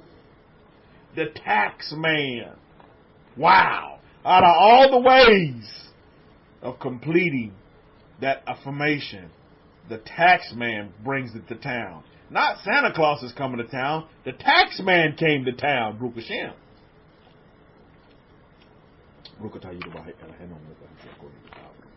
That's a miracle in itself, right? So, these are the things that we need to consider going forward, Mishpahah. Is that rescue didn't just show up on the scene. Yaakov prayed for rescue.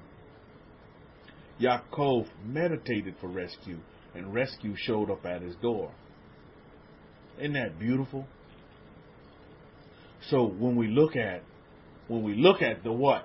When we look at the ideal of flight, note resistance is key to flying. That's what I want you to know. And I want all of my family members, my desire is that all of my family members be free to fly. To have frequent flyer miles that are just unlimited, because that's the kind of life that we need to be living. From that mindset, from that self-set, because I want you to get that within yourself, is that you're free to fly anywhere you want to fly to, Miss Fall. Resistance is going to come, but you can still fly. Use the resistance to fly. I mean, listen, let's look at physical flying today. You can get on a plane and fly, and, you know, I like flying international. I'm an international man. I miss flying. I like flying international. And I know that I'm going to have to get a vaccine to be able to fly international. That's just a little bit of resistance. But that's not going to stop me from flying. I get the vaccine and I'm going to fly. Just like our Queen told me, we already have the medications, Mother Earth's, natural herbs that's going to protect us from the side effects. So just, get the shot, and, if international flying makes you happy, then you fly international. My wife loves to travel as well. We're travelers. Wonder where she gets that from. We're travelers. We like to travel. We like to go places. I'm not gonna let the resistance of getting a vaccine hold me up from my happiness. I'm not gonna let resistance get me like that. I'm gonna use resistance to take flight, so I can travel over many ponds, Baruch Hashem, over many waters, Baruch Hashem.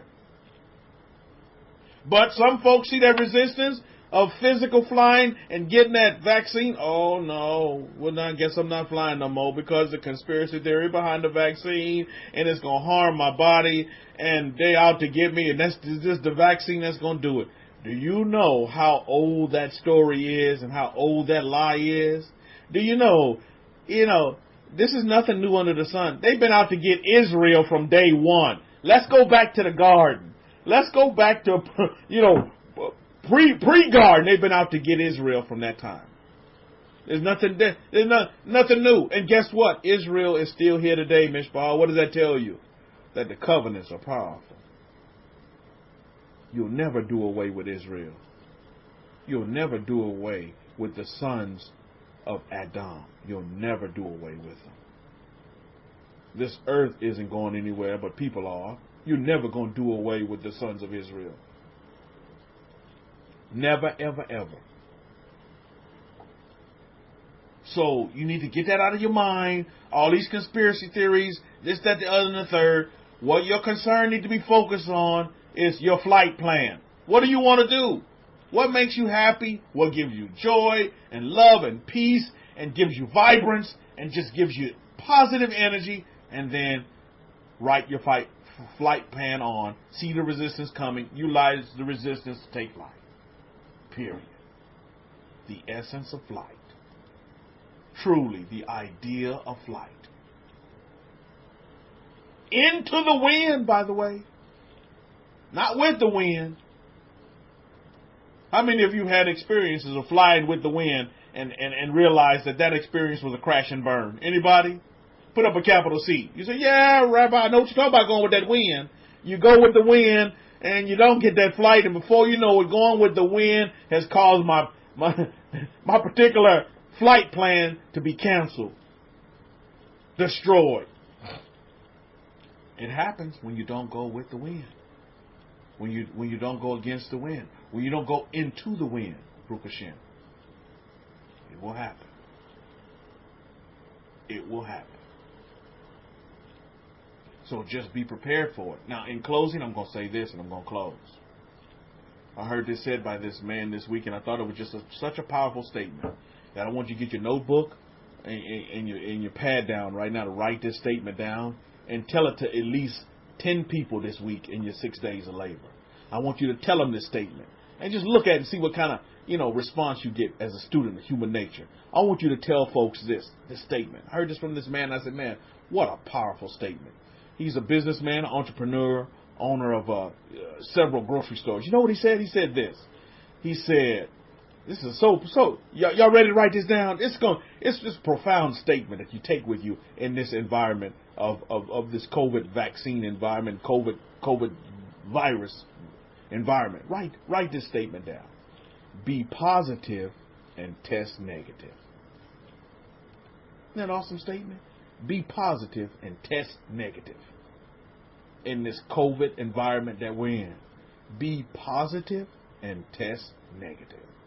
Tell it to at least 10 people this week, these 6 days of labor. It'll blow their mind, and it'll really give them a foundation of not, you thinking about testing positive, because that's what most people, I'm going to test positive, and I'm not going to be able to work and blah. No, be positive, but test negative. Utilize that statement and pass that statement on to at least 10 people, at least 10 folks this week.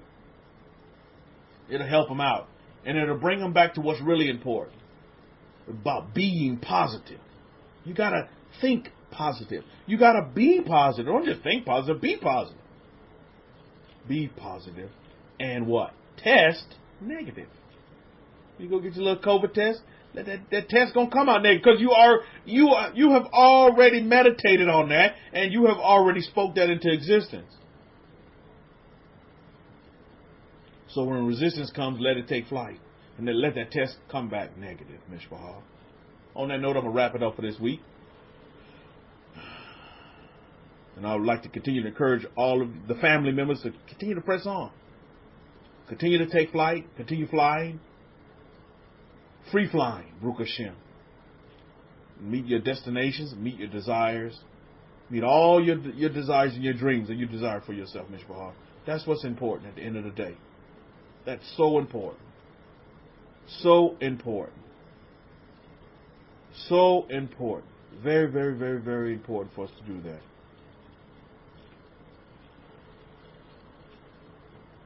So I'll pass it over to Hakoin and say Shabbat Shalom and Shalom Shalom. As it's pretty late over there, Hakoin, your way, huh? It's getting pretty late over there. So, yeah, I'll leave you with that. Be positive, test negative. And remember, into the wind, Mishpahah. Into the wind. The ideal of flight. Okay, on that note, we'll wrap it up for the Shabbat. Shabbat Shalom, Shalom Shalom. Have a great 6 days of labor ahead, Mishpahah. Enjoy your time with your family members, friends, and loved ones on this Shabbat. and let's continue to press on.